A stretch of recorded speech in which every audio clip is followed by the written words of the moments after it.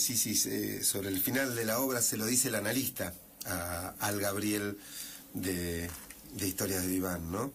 Porque él plantea si con todo lo que ve, en definitiva en la vida solo hay que tener miedo, ¿no? Y le dice que bueno, que hay como dos grandes emociones que atraviesan al ser humano, el miedo y el amor. Y en esa elección de qué es lo que uno elige se juega la vida de alguien, ¿no? Es decir, que uno exactamente elige, puede elegir o está eligiendo aún inconscientemente. Sí, claro, está eligiendo inconscientemente. A veces las elecciones están predeterminadas, como decía Cintia, por todas esas piedras que nos han puesto en la mochila. Y a veces el desafío justamente de un camino es ver, vas a abrir la mochila y ver con cuáles de esas piedras se continúa caminando y cuáles se deja en el camino para sumar otras más propias, ¿no? Que no tengan que ver con mandatos o deseos de otros. Pero el pánico hace referencia, en realidad, pánico es lo que generaba el dios Pan, de ahí viene su nombre, ¿no? Pánico. El dios Pan era algo así como el jefe de la barra brava de los sátiros en la antigua Grecia. Los sátiros eran los seguidores de Dioniso, ¿sí?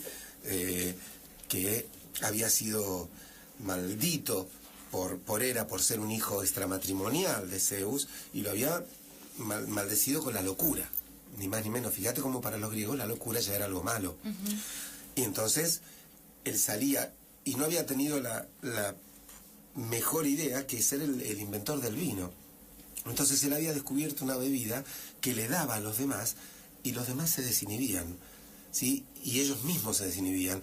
Entonces llegaba él al mando de un grupo de sátiros que invadían las aldeas con vino, lujuria, en las famosas fiestas dionisíacas, lo que los romanos llamaron bacanales, y que a veces entraban y salían las mujeres corriendo desesperadas porque venían los sátiros a violarlas, a invitarlas a la lujuria.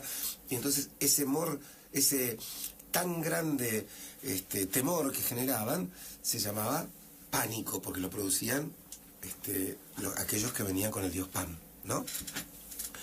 El pánico es algo así como mucho más que el miedo. Yo creo que el miedo a veces es saludable, ¿no? Tener miedo ante determinadas situaciones te puede llegar a salvar, ¿no? Si vos estás en un lugar y en una esquina y en un momento y a las 3 de la mañana y ves unas personas y vos decís, mira, la verdad me da miedo pasar por ahí, prefiero tomarme un taxi aunque sean 5 cuadras y no caminarla, a lo mejor ese miedo te salvó la vida, ¿sí? El pánico es algo diferente. El pánico es algo que no te deja pensar, que puede aparecer de un modo injustificado, que puede estar totalmente agrandado, de lo que cuesta salir, que tiene manifestaciones físicas. Voy a usar una palabra súper tuya, con todo respeto lo voy a hacer. Por favor. Es como la pulsión de muerte, pero puesta ahí frente a vos. Y el pánico moviliza mucha pulsión de muerte.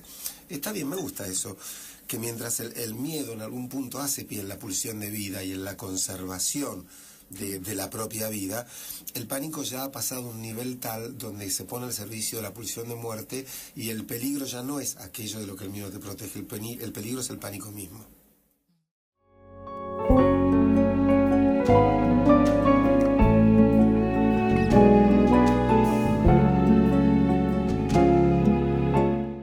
Sí, claro, claro.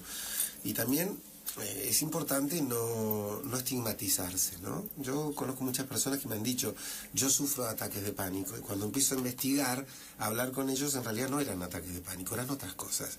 Entonces me parece que está buenísimo que uno mismo no se estigmatice y que los profesionales tampoco estigmaticemos rápidamente, porque no sobrediagnosticando. Porque son sintomatologías que engañan, ¿sí? Entonces es como si vos fueras un médico y decís, mire, me duele la cabeza, tengo esta, es una contractura, y después amaneces con una ACV, ¿viste? Y dices, flaco, ¿por qué no diagnosticaste a tiempo? Claro. ¿No? Entonces creo que los ataques de pánico son algo que requieren profesionalmente un diagnóstico muy particular, ¿sí? Para estar bien seguro de que estamos ante eso y no ante alguna de sus otras formas.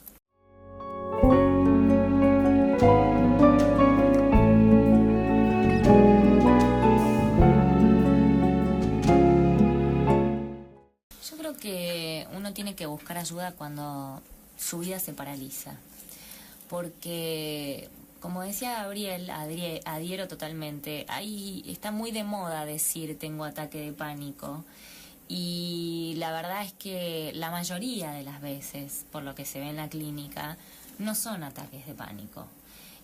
Son situaciones quizás muy dolorosas que te inhiben de seguir, en donde estás instalado en un duelo muy angustiante y por eso decís, no puedo salir de mi casa. O sea, es angustia. No, exactamente. Muchas veces son ataques de angustia, profunda angustia, y la gente estigmatiza y dice, tengo pánico, porque la angustia duele en el cuerpo.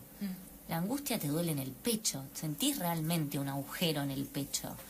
Entonces, y muchas veces sentís hasta temblores y no tiene por qué ser un ataque de pánico, porque si está asociado a un suceso que te está pasando en la vida, en general es una consecuencia de ese suceso.